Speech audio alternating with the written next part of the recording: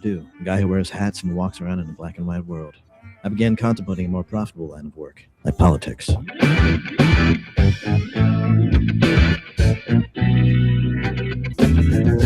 are the show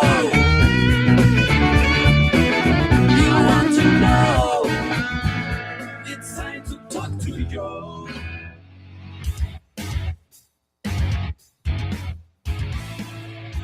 All right, folks, good morning and welcome to the Wednesday edition of the Joe Mangiacotti Show here on AM 830 WCRN. I'm Joe Mangiacotti. And of course, you can join the conversation over the next hour at 508-871-7000. That's 508-871-7000. They'll get you into the studio for two-way talk and conversation. Hey, and don't forget, you can always reach out via the text line, and that's real simple to do at 617-297-8388, 617-297-8388. And we are streaming to the TuneIn app like thousands of other radio stations do, so you can always take us anywhere. I love that feature. Or tell Alexa to play WCRN, and she'll do that with no questions asked. So that's pretty cool, too.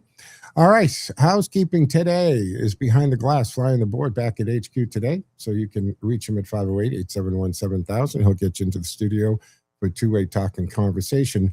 But I want to get right into it because there's so much going on. But we're going to be joined by Scott Brown. Yes. He is a Republican attorney, retired Army National Guard colonel. He was the former U.S. Senator here in Massachusetts. He won the 2010 special election for the Senate seat that was held by Ted Kennedy. We all remember the Kennedy seat at the debate, and Scott shot back. It's the people's seat. He served until 2013. He lost to Elizabeth Warren in 2012. Now, he did move to New Hampshire, and he challenged Senator Jeanine Sheehan in 2024. Served as President Trump's ambassador to New Zealand, Samoa, from 2017 through 2020. Now, he is still in New Hampshire. He's seeking the Senate seat Sheehan is vacating at the end of her current term. Now, the principal opponent he's facing is former New Hampshire Senator John E. Sununu, not former Governor Chris Sununu, John E. Sununu. He represented New Hampshire in the Senate from 2003 through 2009 and previously served in the House. This is effectively a contest actually between two former U.S. senators seeking a political comeback here. Now, Trump did endorse Sununu, and we'll get into all of that. There are other Republicans on the ballot in there. However, Brown and Sununu are the two candidates receiving virtually all the serious political attention right here. And, let's invite into the conversation former Senator, Ambassador Scott Brown. Hey, Scott, great to have you back on the show. Hey, it's great to be back, and good morning to you and your listeners. Thank you so much. Where are you right now? Are you on the campaign trail in New Hampshire somewhere, or what's going on? Well, I have a couple of days. I committed to coaching a basketball clinic for kids grade 1 through 8. So I do that until 1 o'clock, and then we get back on the campaign trail. Busy night. Doing some media today, and then a lot of fundraising phone calls, and then I am going to meet a couple of groups later tonight. But yeah, it's been 16 months. I think we have 55 days left, and it's been fun. And let's go. Yeah. Scott, the race is shaping up to be extremely competitive here. So what are you hearing from the voters across New Hampshire, and what do you believe will ultimately separate you from the rest of the field, including Sununu? Well, it actually is getting competitive, and we knew it would, because people, quite frankly, they're not paying attention 16 months out or 10 months out or 5 or 4. They're doing it once the summer starts to get, August, September. I mean, this primary September 8th. It's one of the latest ones in the country. So people, are focusing now, and we've noticed a real surge. We're very happy where we're at. We have the funds. We're still raising funds, obviously, but regardless, we can be competitive and do the things we want to do. And the real difference, listen, John and I live in the same town. I ride my bike by his house almost every day.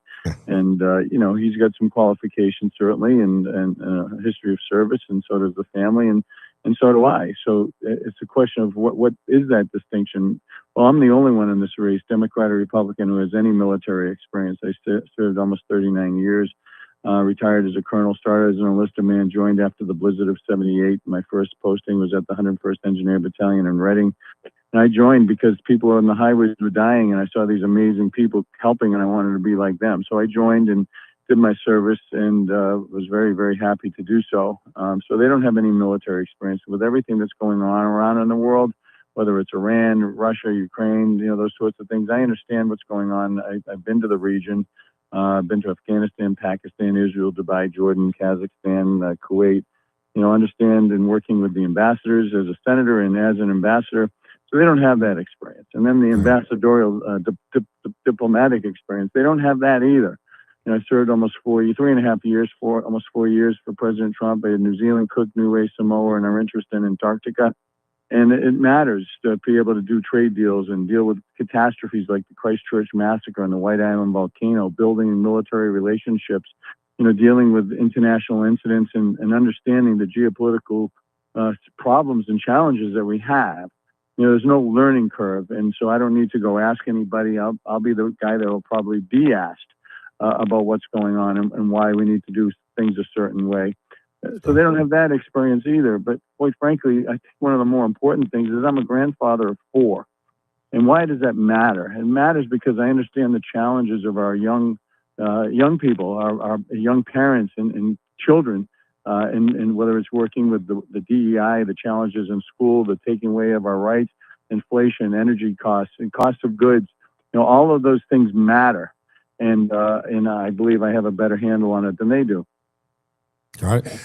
I want to back up to your public service career, Scott. Really started at a very local level, right? You served as a selectman, then the state legislature.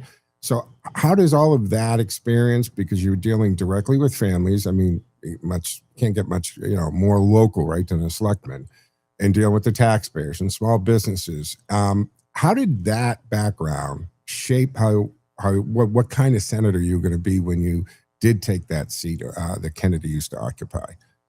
Sure. Well, I was assessor, selectman, state rep, state senator, U.S. senator, U.S. ambassador. And, yes, that local experience absolutely helps. It helps amazingly in that I was able to, understand the problems that people have at a local level, whether it's a pothole, a light, not being able to get, some documents from, City Hall or federal documents. Understanding that, when people call, they're not usually calling to say, hey, how you doing, Scott? They're calling because they have a problem and they need help. So when I took over for Kennedy's office, and for Kennedy, when he passed, he had very good constituent services. I took it to a new level, to the point where I believe that we did some incredible things that people still ask for help as a result. I mean, most recently, I helped a soldier I met 15 years ago. I helped him remain in law school, and then ultimately got him reinstated, and he ended up graduating. I wrote his letter of recommendation. Now he's an ADA in Worcester. So those types of great stories happen, and it gives you that that understanding. I'm not going to give someone a form letter and say, call me in the morning or whatever. We're going to pick up the phone and try to solve those problems, which is very rare these days. Now, Scott, when people look at your full resume here, as we just ran through it all, right? Local, state legislator, Senate, ambassador, former U.S. senator, diplomat here, soldier, great thing. 39 years. That's going to certainly give you defense spending and veterans care and foreign conflicts, use of military power, all of that. But when voters take a look at all that and they say, well, maybe we should have a new face. But what would you say to that? Time to get fresh blood, try to get new faces. Why are we recycling the same people who've been around for a long time? And I'm going to tie this into the democratic socialists and all that in a second, but I want to pose that first. Yeah. Well, first of all, I believe I am a new face. I'd be a new face, obviously, in my home state of New Hampshire. I last served was in 2010 to 13, as you referenced. And I believe that you need good people there who are problem solvers. Listen, I don't owe anybody anything, and you referenced it in your monologue. I mean, John has the endorsements from the president and a whole bunch of other folks. He's taken money from, the pharmaceutical, the banks, high tech, big tech, low tech, every tech.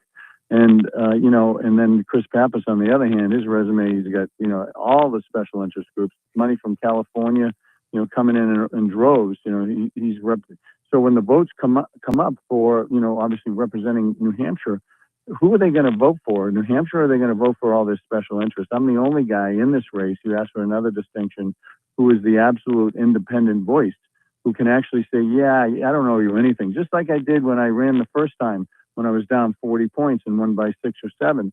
I did not owe anybody in D.C. anything, and that's how it's going to be again. And it's a very, very refreshing thing to have. Yeah. Well, I mean, we're in the middle of July, and you made reference just a few minutes ago about 16 months out, people aren't paying attention. When do they start really paying attention to this? Do they begin at the end of July, end of August? What's your experience on that? Well, they're starting now, and they're starting now. We've noticed an uptick. People, wanting signs. I mean, we in Rye alone, my hometown, we probably have 150 signs. We just ordered another 1,000. So, yeah, people are starting to pay attention now. Really in August, they really get focused. But we're everywhere. I'm doing 5-6 events a day, and John's not doing anything. Chris is doing his usual, just putting out tweets and going to these staged events, and so it's fun. It's certainly a real grassroots campaign. Reminds me a lot of 2010. And is it a long shot? Yeah, sorta. I mean, there's a lane. If I didn't think I could win, or if I didn't think that John could win, I certainly wouldn't try. But we're in a good spot, and we feel we're doing everything the right way. So yeah, let's talk about that 2010. I mean, the Capitol Hill, right, in D.C., it's a very different place than it was 16 years ago. So let's talk about that for a second. Your first time in the United States Senate from Massachusetts, you're going back to a very different dynamic. How is that in the calculus here? When we talk about you're right. the type of faces that have come. Yeah, go ahead.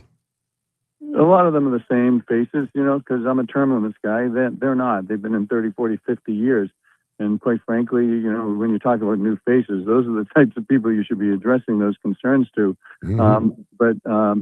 Yeah, listen, it's certainly changed, because I remember there were people before who would, on both sides of the aisle, who would basically be those independent votes, whether it's, Ken Conrad, Richard Lugar, Susan Collins, Olympia Snow, me, whether it was Joe Manchin or, people, Cinema, who would actually take a chance and who would actually look at the bills and do what's right for the country, and not worry about Chuck Schumer or Mitch McConnell or Harry Reid.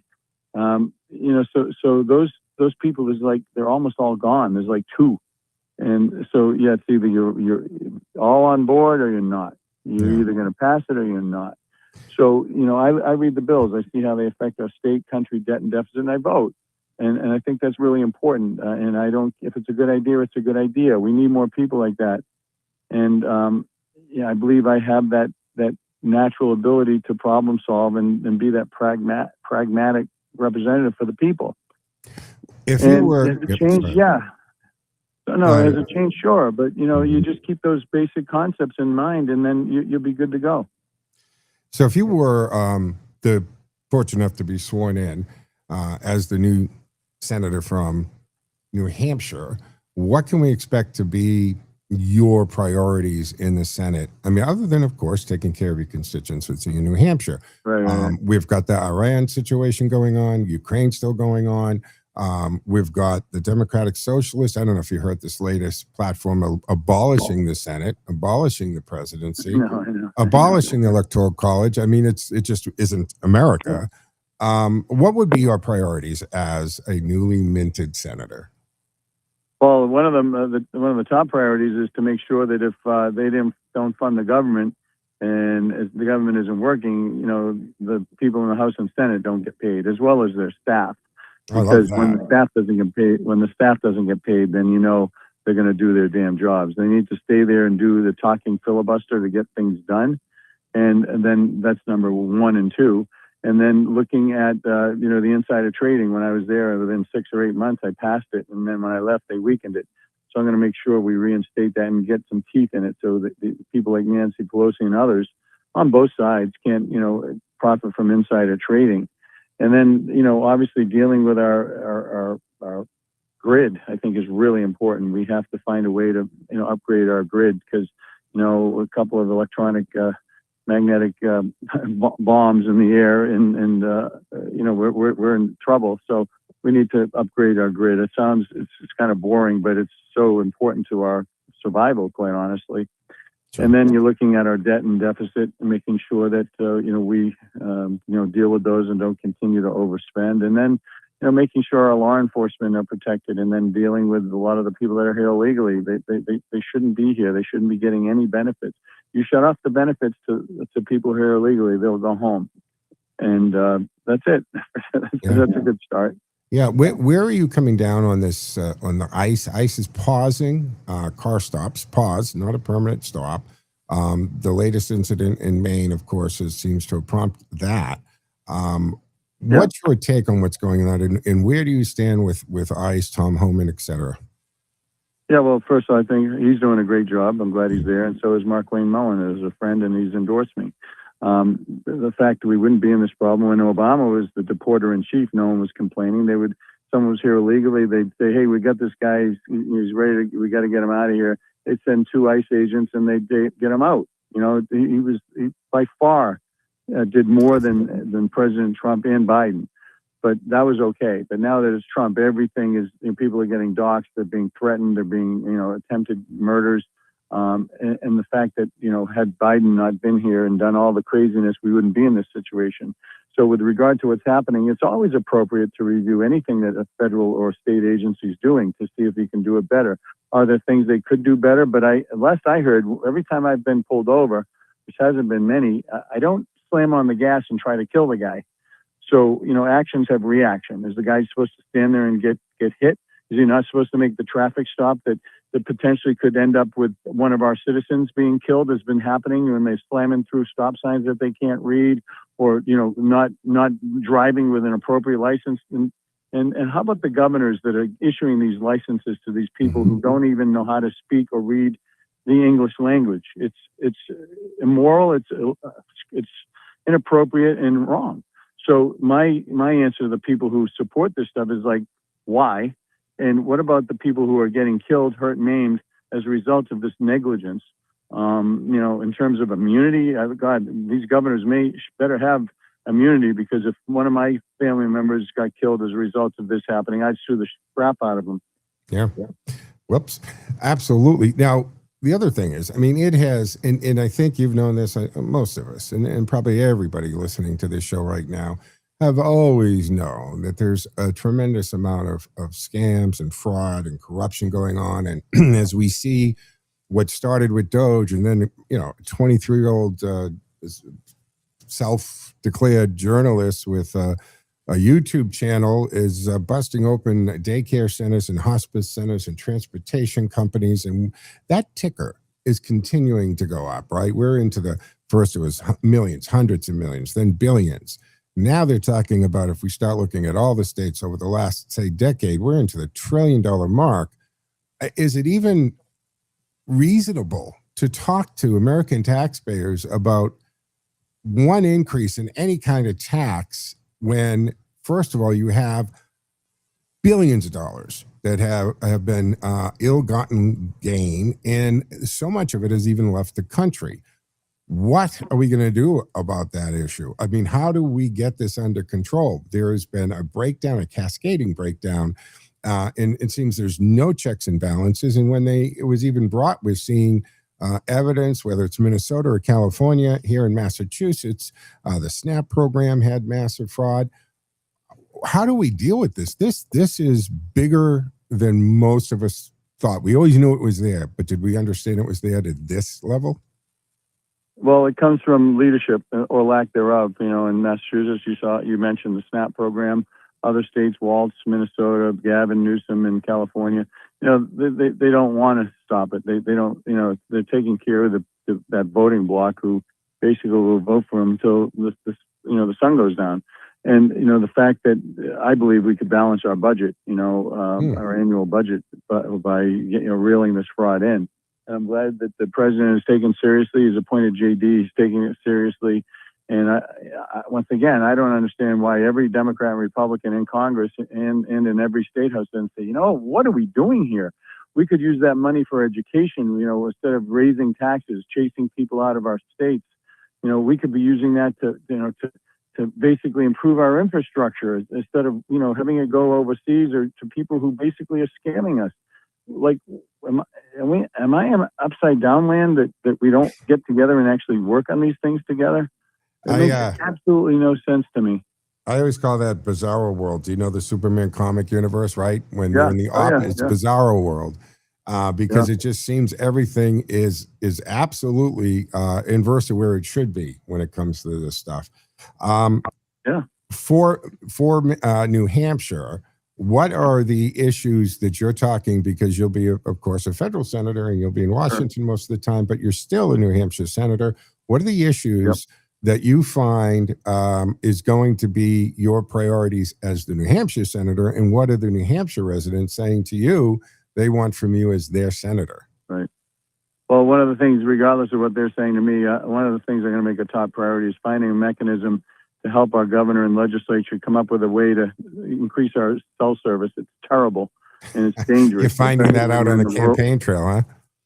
Yeah, it's in the rural. I've known it forever, but I said, no, it can't be this bad. I was driving down 95 going to Amesbury, and I'm literally in Seabrook, and I've got no service. And that's unacceptable. And someone in a rural area or up in the White Mountains, it's dangerous. And there's no reason for it. Here we are trying to say, we're going to bring in Amazon and all these great companies. No, you're not. If you can't have good, reliable cell service, internet, no. So that's one of my priorities. And then obviously energy delivery and energy costs here. Massachusetts doesn't let us, don't allow pipelines, to come through Massachusetts to get here. There's real issues in the winter, especially with energy delivery. You're looking at, cost, kitchen table issues, whether it's energy prices are coming down, but they're still, more than they were before the Iran situation. Making sure that we protect our law enforcement, give them the tools and resources to do their job, securing our northern border. We only have one agent up there, and we need more. We need more resources because drugs are still coming down from there, going into Mass in New York and coming back through, hurting and killing people still. I mean, those are just a few in a nutshell. And then obviously making sure that no unfunded mandates from the federal government come, and because it gets passed down to individual citizens, I'll never support that for sure. And making sure we get our fair share of monies back that we pay in. We don't get, the dollar for dollar for sure. Maybe we get 25, 30 cents, and that's not right. Got it. So for New Hampshire voters out there who are still undecided, right, that, like you said, they're just starting to pay attention, they may not be locked in yet, what is the clearest contrast between Scott Brown and the other candidates, and why should that voter trust you with this seat? Well, once again, I'm a term limits guy. I have the experience, more experience with this military, international experience, which are the things we're dealing with. The life experiences, I believe, are very, very important. As I said, being that grandfather who understands and is dealing with right now with children who are struggling and grandchildren who have needs that they need to be addressed. And the other people don't. They don't quite get it. I don't need another title. I don't want another title. Chris Pappas and John Sununu want promotions. I want a stronger America. It's pretty simple. And if people want to help, they can go to scottbrown.com. They can volunteer, come right over the border, help out financially. We're going to raise another $50,000 to get on. We'll do the things we want to do on TV. So every dollar helps. You can do it right online. And Scott, final thing, Save America Act. Would you be supporting this? I think we all know the answer, but I'm going to ask you. That's a no-brainer. Yeah, of course. Yeah. Listen, I want to walk into a polling booth, especially in Massachusetts. It's not bad up here, but in your state, oh my God, in New York and other places, I want to make sure if I'm walking into a booth that the guy or gal next to me is a legal citizen and they're entitled to vote. I remember when Obama had his museum opening, he required IDs, but we can't have it to vote. Come on. It's just it's the stupidest thing. So yes. And if in rural, I think proving that you're actually a citizen, live where you are. So when you register to vote, the front end of that, right? You absolutely live where you are, I know this is ridiculous. We have to say it, but you're alive. You are who you are. And you're an American citizen entitled to vote. I don't think that's a tough or ridiculous thing. I always think we should go back to paper ballots too. There's polling machines. Forget about it on the internet. No reason for that. Yeah, we have paper ballots here, and they go into a machine, and then it's a question, you can count them. But the fact that if there are people in rural centers or elderly or others who have disabilities, then we should help them at no cost to get the documentation that they need. And we did it all like that before the pandemic, Scott, right? I mean, yeah, of course. You just if you had challenges or you're going to be out of town or military, you called up your clerk. Yep. They mailed it to the record, checked it. That was fine. Yep. And you know what we called the drop boxes before the pandemic? United States post boxes. That's what they were. They were mailboxes. So this whole, stuff in these things, every time I turn around, there's another story about voter fraud going on. But we're against the clock. Let's roll. Where are you going to be in the next couple of days? Anybody come see you at any place? You're going to be somewhere you want to let people know to come on down? Well, I have a rock band. We played at Hampton Beach, but I will say on the 26th, we're playing, opening up for Dawkin at the Tupelo. The 29th, we're at Jimmy's Jazz Bar. The 30th, we're at Wally's. This Sunday, I'll be in Rentham on the Town Common, 6 to 8. So I do need an outlet, and we do have a great rock band. And but I'm going to be everywhere. And if people want to know where we're at, just go to scottbrown.com, sign up, and be on our email list. So thank you, and God bless you all. And Joe, thanks. I appreciate it, brother. No problem, Scott. Good luck. We'll talk to you soon. Take care. All right, folks. Bye now. All right. Scott Brown, as I said, look, he's running for Senate. I mean, we didn't have time to get into this. I mean, he was born in Maine, actually. I mean, so no matter how you look at this, he's a real New England guy, right? New Hampshire, Maine, born in Maine, here in New Hampshire, Massachusetts. Listen to me. Here in Massachusetts, served in the state legislature in both chambers, then the United States senator from here, then the ambassador. Now, the UNH polling has, Pappas doing okay. You have, when you look at Scott Brown versus Chris Pappas, it's found that Pappas held a clear general election lead over Brown. But I still think that when you're dealing with this, you're dealing with people start to wake up about now, the summertime and towards the summertime as we go back to school. So September 8th for the primary in New Hampshire, and of course, November 3rd for the general election. But we got to take our break here at the bottom of the hour on the Wednesday edition of the Joe Mangiacotti Show on AM 830 WCRN. Stick with us.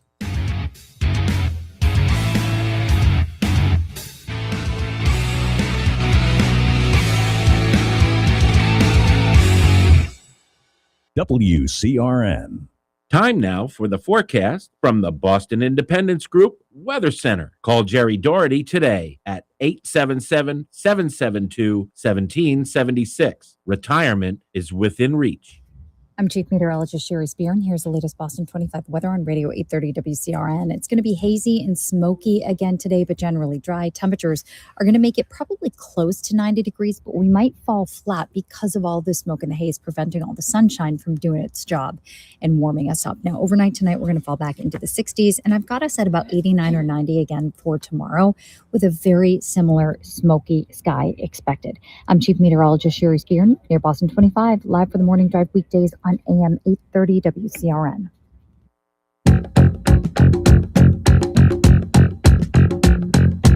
More live and local radio is next. Stay tuned to Radio Central 830 WCRN.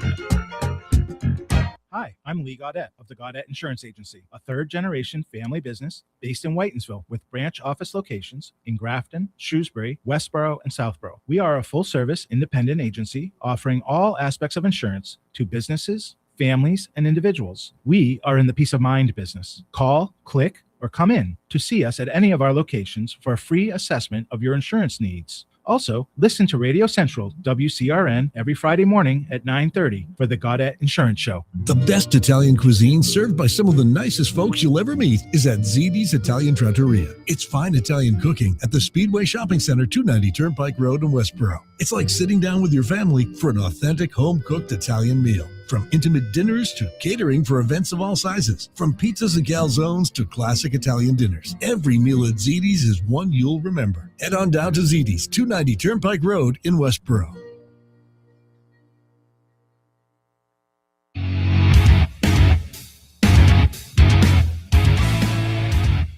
Welcome back to the second half of the Wednesday edition of the Joe Mangiacotti Show here on AM 830 WCRN. Reminding you that you can join the conversation at 508-871-7000. That's 508-871-7000. Hey, the text line is running at 617-297-8388, 617-297-8388. You can text that like anybody else and or any texting anyone. It appears here on a screen in the studio in real time. I want to remind you folks that when I do get off the air, the show is always turned into a podcast, so you can subscribe, say at Spotify, iHeartRadio, Podchaser, any of those places. Of course, you can always go to joemangiashow.com or my Facebook page or Rumble, where we stream live to all those places. But then, of course, they're stored there, and you can always watch past shows. But please go to the podcast, to subscribe, download that. Okay, 2 years and 2 days ago, and I haven't been on since this happened, so we'll talk about it. Again, 2 years ago and 2 days ago now, an assassin tried to silence Donald Trump. And the bullet failed. Trump raised his fist, told America to fight. But as we thank God that President Trump survived, we must also remember Corey Comperatore, the firefighter and husband and father who gave his life protecting the people he loved. And America, well, we came within a fraction of an inch of losing Donald Trump on live television. And as he turned toward a chart that was on illegal immigration, a chart that he usually called for much later in the rallies, right? It was really presentation is what he does. And that rifle sound struck the upper portion of the right ear. And Trump dropped behind the podium. Secret Service agents covered him. And we all saw that picture. And even the ones that didn't even come up to his chest, she did her best. And the counter-sniper team killed that gunman. And as agents moved from the stage, Trump raised his fist to shout that now famous fight, fight, fight. And on the second anniversary, Trump again attributed his survival to divine intervention, saying that God was with him. I've seen Ben Shapiro talk about this. And when you take the incredible things that had to all come together right at that moment, him deciding to call for that chart outside of the normal sequence and turning his head just enough to move the bulk of his head away from the trajectory of the bullet. It is amazing. And it does look as close to a miracle that I've probably seen in my lifetime. And this rally was at the Butler Farm Showgrounds in Butler County, Pennsylvania. He started talking a little after 6, and the gunman, 20-year-old Thomas Matthew Crooks of Bethel Park, he's positioned himself on the roof of the American Glass Research, AGR complex, about 150 yards from Trump's podium. He had an unobstructed line of sight to that stage. A former president and leading candidate on the Republican ticket here, he was allowed to have a line of sight. Crooks had been seen acting suspicious, right? Carrying a rangefinder, moving around the AGR property well before Trump took that stage. And local officers and snipers circulated Crooks' photograph and description beginning about 5:38 p.m. He didn't get on the roof till about 5 minutes after 6. At 6:11, he fired 8 rounds from a .223 caliber AR-style rifle. Now, a local police officer had been lifted high enough to see Crooks on the roof. Crooks pointed the rifle toward the officer, causing him to drop back down. Seconds later, Crooks began shooting, and a Butler County tactical officer fired towards Crooks. Now, that could have interrupted his firing sequence, and the Secret Service counter-sniper then delivered that fatal shot. The bullet grazed the upper portion of Trump's ear. He was bleeding heavily. He remained conscious. I guess he lost his shoes. We all remember that on the mic. He was taken to Butler Memorial Hospital, treated, released. The FBI did confirm that he was struck by a bullet, or a bullet fragment anyway. And do you remember then FBI director trying to infer that maybe he wasn't even in at all? But here's the thing. Corey Comperatore, 50 years old, husband and father with 2 daughters, Army veteran and former chief of the Buffalo Township Volunteer Fire Department. When the shots began, Corey threw himself over his wife, Helen, and their daughters, Allison and Kaylee. And I was watching this, as most of us, all of us, we were. And I'm still amazed at the reaction of the crowd and the calmness. There wasn't panic or stampede. But Corey Comperatore, he knew what that was, and he knew what he had to do. He was struck and killed while protecting them. Corey was not simply an innocent bystander. His last act was the instinctive act of a firefighter, husband and a father, protecting other lives with his own. And let's not forget David Dutch. He was seriously wounded. He was a Marine Corps veteran. He was struck in the abdomen. He underwent extensive medical treatment and says the attack left him with life-altering physical and emotional injuries. Of course it does. And James Kuppenhaver, he was also seriously wounded. He was struck twice, 2 bullets. He also reports lasting physical and psychological injuries. So Dutch and Kuppenhaver filed separate federal suits against the United States in June of this year, alleging that Secret Service negligence allowed crooks to reach the roof and open fire. What say you on that? And now, where does the investigation into Crooks stand? Well, Crooks was killed at the scene. So obviously there's no criminal trial explaining his actions or subjecting the evidence to a courtroom for examination or cross-examination. And the FBI case is presently classified as pending and active. The Bureau says it will pursue any credible new lead. And the FBI did conclude that Crooks acted alone. You believe that? There was no second shooter. No foreign government, domestic organization, or other person directed or assisted him, according to the FBI. All 8 rounds fired by Crooks were accounted for. Investigators accessed Crooks' electronic devices, right? The social media accounts, financial accounts, foreign-hosted email accounts. He left no manifesto that anyone found, and investigators found no definitive motive for why he selected Trump and carried out that attack. And the investigation involved 485 FBI employees. There was over 1,000 interviews, approximately 2,000 tips, 100 subpoenas and examinations of 13 electronic devices and 35 online and financial accounts, all taken apart. And the FBI says the shooter investigation is essentially dormant unless new evidence emerges. I mean, would new evidence come in at this point? But the attack was preventable, and that's the thing, guys, right? The bipartisan House task force concluded that Butler was, in fact, preventable and resulted from multiple failures in planning, communications, execution, and leadership, not one isolated mistake.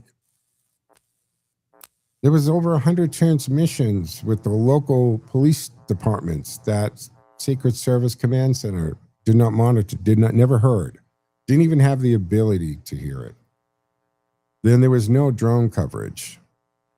And quite honestly, the level of Secret Service protection that a former president and current leading candidate to the incumbent was receiving, to most people, we don't think it was where it should have been. It was not presidential level. And the main failures here, AGR complex was left outside the main security perimeter, right? despite its clear line of sight to Trump. God, I remember the Secret Service trying to throw the local sheriff's department under the bus, saying that they didn't put anybody up on that roof because it was too hot. And the sheriff shot back and said that that's just false. His men were ready to go no matter how hot or cold the situation was. They would do what their job required them to do. But no officer was assigned to secure the roof from which crooks fired. Secret Service and local authorities operated from separate command locations. They weren't even on the same page. And radio systems were not properly integrated. So you had those 100+ conversations, broadcasts going on that the Secret Service, whose job it is the protection of the president and candidates and, well, you know, all the different protectees that exist. Trump's protective detail was not adequately warned that officers were actively searching for suspicious person near the stage. And then that whole counter drone equipment was not functioning while crooks flew his own drone over that area. Issue after issue after issue. A DHS Inspector General report released just in June 30th, found that the Secret Service missed repeated opportunities to detect, disrupt, or prevent the attack. Secret Service personnel failed to receive, again, over 102 local law enforcement radio transmissions. And because this information was fragmented, Trump's immediate protective detail, they weren't properly alerted. 5:38 and after 6, right? Close to a half hour. And the most Secret Service protective details, I won't even say most, every Secret Service protective detail, if they are given the information that somebody with a weapon and a rangefinder and the local police are actively searching for them in the area, they would not have let their protectee out on the stage. We would have known something was up because they would have not allowed Trump to go out there. But not knowing this, they had no reason to stop it. So this report represents the newest official confirmation that Butler was not an unforeseeable incident. It was the culmination of repeated and correctable failures. Now, the Secret Service director at the time, right, Kimberly Cheadle, resigned after that attack. Six Secret Service employees later received disciplinary suspensions, and critics, including Corey's widow, have argued that the temporary suspensions do not match the magnitude of failure that killed one man, wounded 3 others, and nearly altered American history. The 2 surviving spectators are now attempting to establish government liability through that federal civil litigation suit they filed. So there is no single universally accepted count because historians differ over whether, and I'm talking about presidential attempts, right? So we talk about sitting presidents only, president-elect, former presidents, attacks in which the weapons failed, that kind of thing. But we've had 4 sitting presidents have been assassinated, right? Abraham Lincoln, shot in 1865. James Garfield, shot in 1881. He died of those wounds. William McKinley, shot in 1901. And John F. Kennedy, of course, in 1963. 3 men who served as president were shot and survived. We had Theodore Roosevelt, 1912. Ronald Reagan, 1981. I remember that day clearly. John Hinckley Jr. shot him outside the Washington Hilton. Same place that somebody attempted to take Trump. Remember the charging? And there was a whole controversy whether that, and the ballroom, we know all that story. But a bullet entered Reagan's chest, punctured his lung, and stopped close to his heart. And he survived emergency surgery. And Reagan remains the only sitting president to be shot in an assassination attempt and survive. Tell Trump. Trump was former presidential candidate when he was shot. He survived, won the nomination, as we know, won the election, returned to the presidency. Trump therefore joins Roosevelt and Reagan as the three men who have held the presidency, been struck by an assassin's bullet and lived. There are other attempts. But what's happening with Corey Comperatore family and legacy? Helen, his wife, and her daughters have worked to ensure that Corey is remembered as more than the man killed at a rally. They've established the Corey Comperatore Foundation, a registered nonprofit supporting first responders and other community causes. The foundation now operates from a headquarters in Savra, Pennsylvania, and there's a statue of Corey and badges received in his honor displayed at the foundation's headquarters. Donald Trump did not survive because the system worked. He survived despite a system that failed repeatedly. The counter sniper's final shot was heroic, but it came only after 8 rounds had already been fired. So we still don't have definitive answer explaining Crook's motive. The FBI says he acted alone, that this is the established evidentiary conclusion unless that new information does emerge. What say you on this? 2 years and 2 days. That was something. 508-871-7000 to join the conversation. It's 508-871-7000.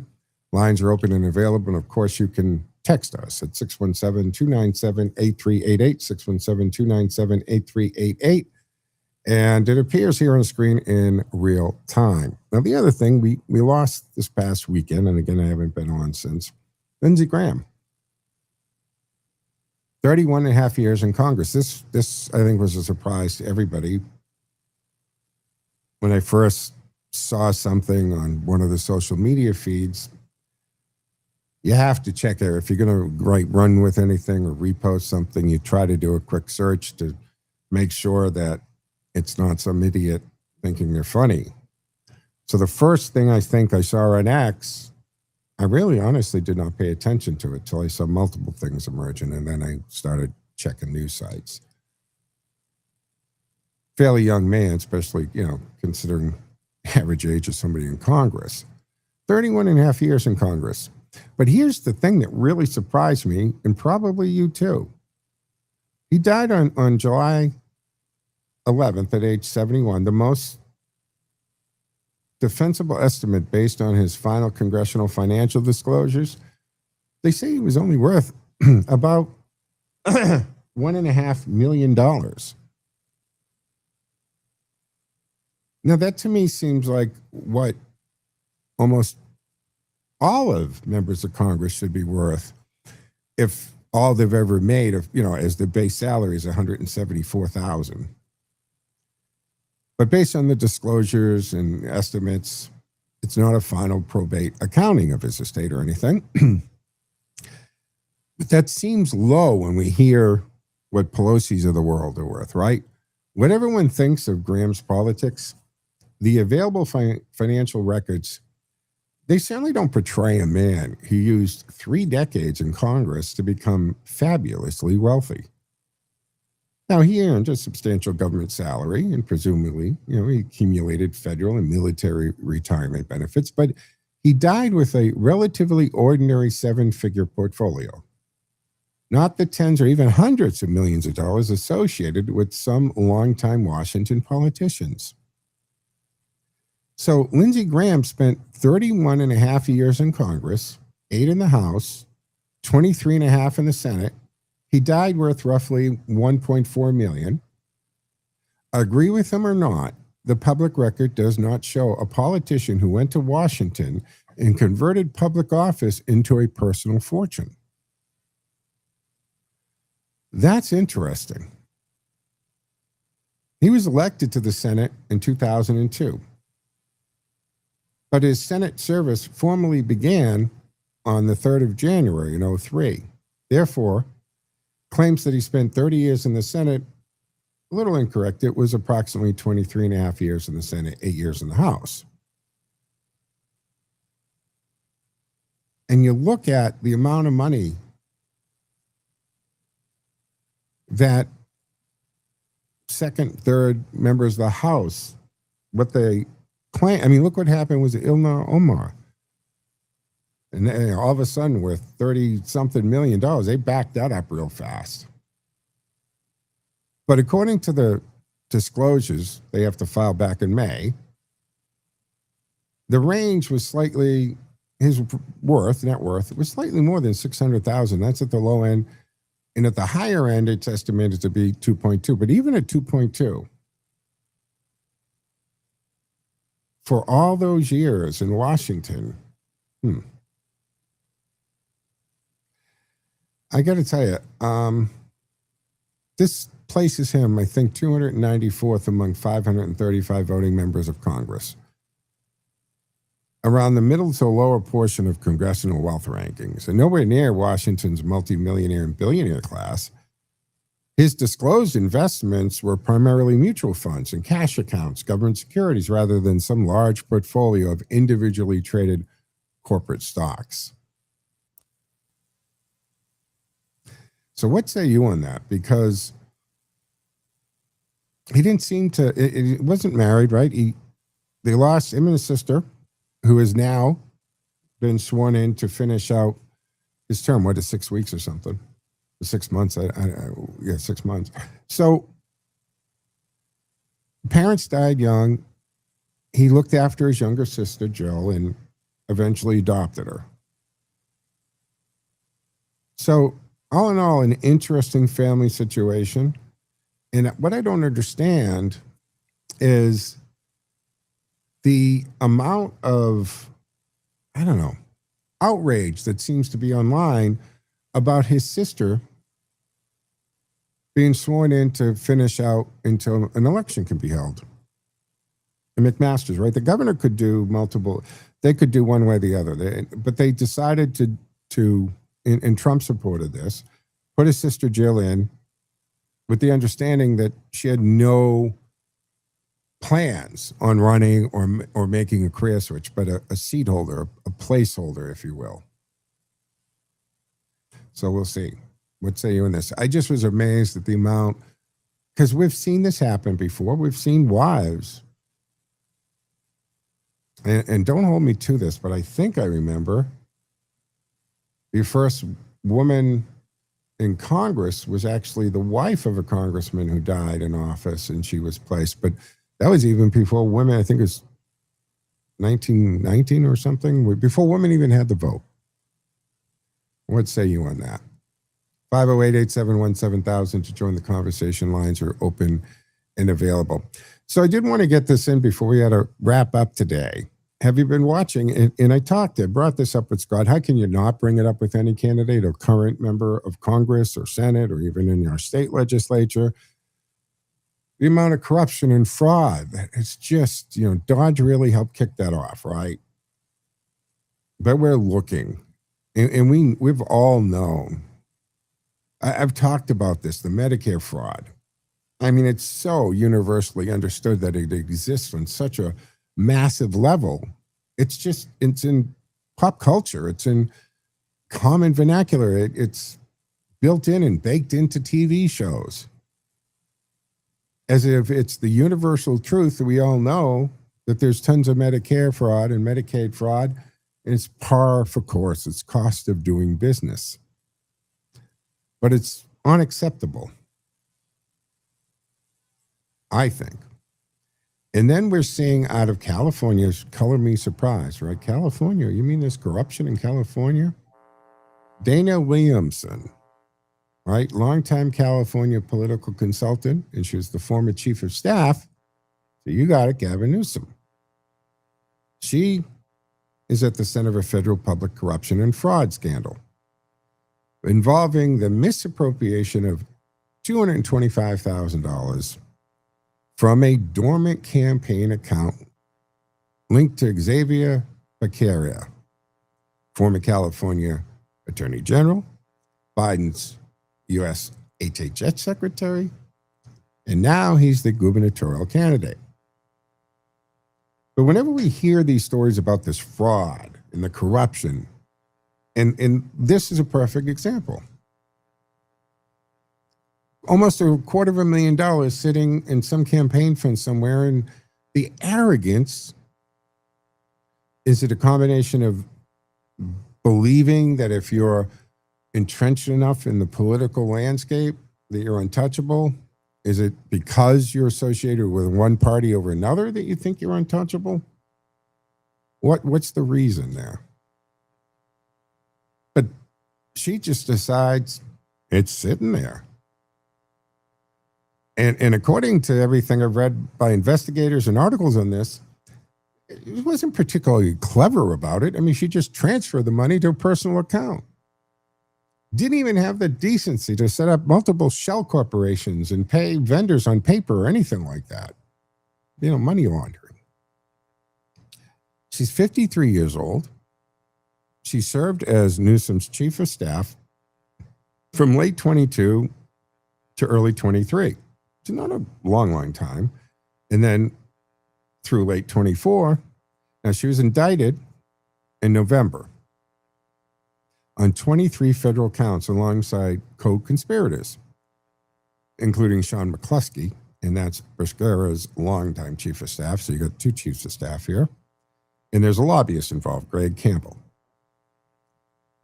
And the core scheme that happened between over 2 years from 2022 to 2024 involving diverting that $225,000. Again, it was Becerra's inactive state campaign account. Remember, this time he's off to Health and Human Services Secretary. So the state political funds are just sitting there, not being tapped, not being looked at because he's a secretary, right? He's on a cabinet position. The funds were funneled under the guise of legal compliance or consulting work to support or to supplement McCluskey's salary. And prosecutors used wiretaps, they seized communications and other evidence. But she pled guilty on May 14th. All right, folks, this is going to wrap up the Wednesday edition of the Joe Mangiacotti Show here on AM 830 WCRN. Don't forget, you can subscribe to the Joe Mangiacotti Show as a podcast at Spotify, iHeartRadio, where you get your podcasts. Go to joemangishow.com. But with this, we'll wrap it up. So, folks, have a fantastic day and follow me at Joe Mangi Show on my social media platforms. Joe out, folks.